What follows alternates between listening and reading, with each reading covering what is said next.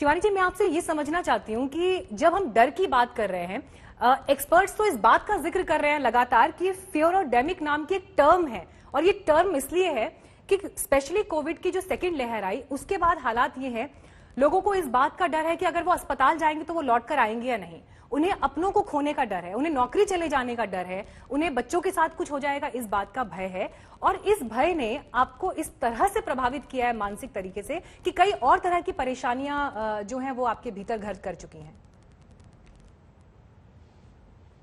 सबसे पहले समझना है कि डर हमारी रचना है।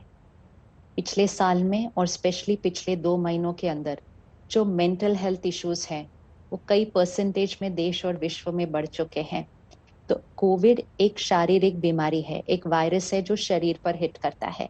उसमें भी 98% लोग घर पर रहकर ठीक हो जाते हैं। ये स्टैटिस्टिक्स भी हमें पता होने चाहिए कि 98% लोग घर में आइसोलेशन के बाद ठीक हो जाते हैं। 1% लोग हॉस्पिटल में इलाज के बाद ठीक हो जाते हैं। सिर्फ 1% लोग आगे गए हैं। हाँ, वो आंकड़ा बहुत बड़ा है, लेकिन जब हम अपने आप को समझाते हैं तो हमें फिर आंकड़े भी तो प्रॉपरली अपने आप को समझाने चाहिए ना। और वो समझकर हमें अपने मन की स्थिति को निडर और विश्वास से भरा हुआ बनाना पड़ेगा, क्योंकि कोविड से हमें अपने आप को संभालना आ चुका है। हम में से मेजोरिटी अब वैक्सीनेटेड भी हो रहे हैं, बाकी परिस्थितियां भी नियंत्रण में आ रही हैं। लेकिन मन की स्थिति को अगर नियंत्रण में न लेकर आए तो उसका जिम्मेवार तो हम खुद ही होने वाले हैं। और अगर हमारे मानसिक स्वास्थ्य पर या हमारे परिवार में या बच्चों के मानसिक स्वास्थ्य पर उसका असर पड़ गया, उसका भी ध्यान हमें ही रखना होगा। तो इसलिए शरीर का ध्यान रखना हमने सीख लिया है, और अच्छे से ध्यान रखें। लॉकडाउन खुल जाएगा कुछ दिन में, चीजें नॉर्मल हो जाएंगी, उस समय ध्यान रखें कि हम लापरवाही नहीं करेंगे। हम ये नहीं सोचेंगे कि कोविड खत्म हो गया और हम केयरलेस हो जाएंगे। वो सारी चीजें ध्यान रखना है, लेकिन ध्यान रखें, डरे नहीं। ये था स्लोगन पहले दिन से। तो निडर होने के लिए सबसे पहले आंकड़ों को सही तरह से समझना। दूसरा, ये याद रखना कि कोविड शारीरिक बीमारी है, मैंने यहाँ क्या सोचना है वो जिम्मेवारी मेरी है। तीसरा, अपने मन को और अपने घर को सकारात्मक ऊर्जा से भर देना। सुबह सुबह उठते ही अपने घर के अंदर पॉजिटिव बातें चलाइए, प्रार्थनाएं चलाइए, मेडिटेशन कीजिए, मंत्र चलाइए, जाप चलाइए, आध्यात्मिक अध्ययन कीजिए, spiritual study for the mind. मन को पॉजिटिविटी से भर दीजिए। जैसे शरीर के लिए अच्छी खुराक खा रहे हैं ना आजकल, उसी तरह मन के लिए अच्छी खुराक, जो हम सुनते हैं, पढ़ते हैं, देखते हैं, वो हमारी सोच बनती है। तो सकारात्मकता से अपने के लिए भरिए। सात्विक भोजन खाइए। भोजन खाते समय परमात्मा को याद करके उसको शक्तिशाली बनकर खाइए। जब हम ये छोटी छोटी चीजें करेंगे, इस समय देश में किस चीज की आवश्यकता है? देश में आवश्यकता है कि हम सारे मन अपनी ऊर्जा को ऊपर उठाएं। वाइब्रेशन ऑफ द कंट्री, देश की जो वाइब्रेशन है उसको ऊपर उठने की जरूरत है, क्योंकि देश में हीलिंग एनर्जी की जरूरत है।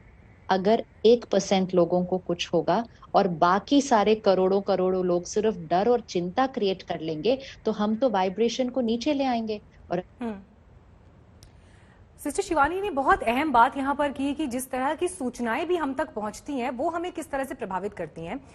श्री एम, आपके पास में आना चाहूंगी। अब देखिए, आंकड़े जो कहते हैं, लैंसेट की एक रिपोर्ट है जो कह रही है, एक अध्ययन के मुताबिक अमेरिका में ही 2,30,000 से ज्यादा रोगियों में कोविड संक्रमण के बाद 6 महीनों के भीतर तंत्रिका संबंधी और मनोरोग जैसे विकार दिखाई दिए।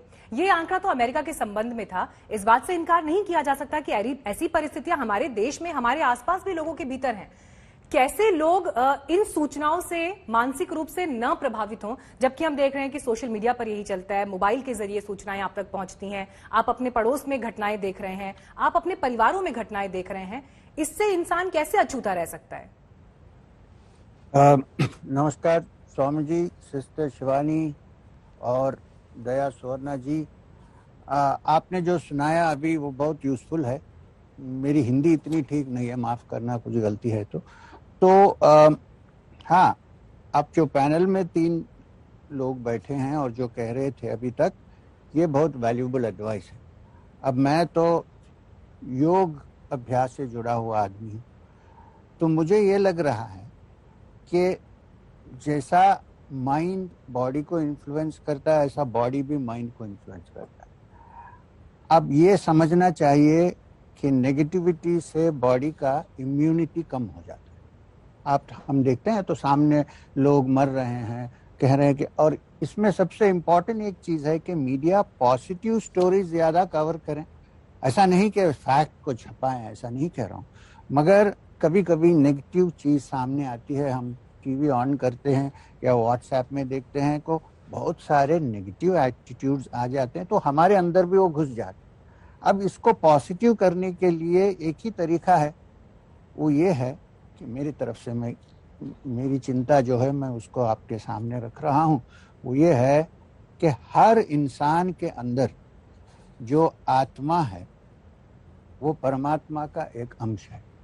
पहले इसको सोच लीजिए। तो परमात्मा में जितना स्ट्रेंथ और जितना एनर्जी और जितना प्राण है वो हम सब में एक तरह से हमारे हृदय में छुपी तरह वो है। उसको बाहर प्रकट करने का तरीका जो है उसको भी हम कुछ करना चाहिए, उसके लिए भी अभ्यास करना चाहिए। इसको ही योग कहते हैं। जो हमारे अंदर जो स्ट्रेंथ है उसको बाहर लेके। अब दूसरी क्या है कि लॉकडाउन में सब लोग बैठ जाते हैं, कहते हैं कि हो अभी हम बाहर नहीं जा सकते, अब क्या होगा, और खराब नेगेटिव चिंता आती रहती है इसके बीच में। तो मैं कहूँगा कि एक जमाना था जब सन्यासी योगी लोग अपने आप सॉलिट्यूड में बैठते थे, तब कोरोना नहीं था।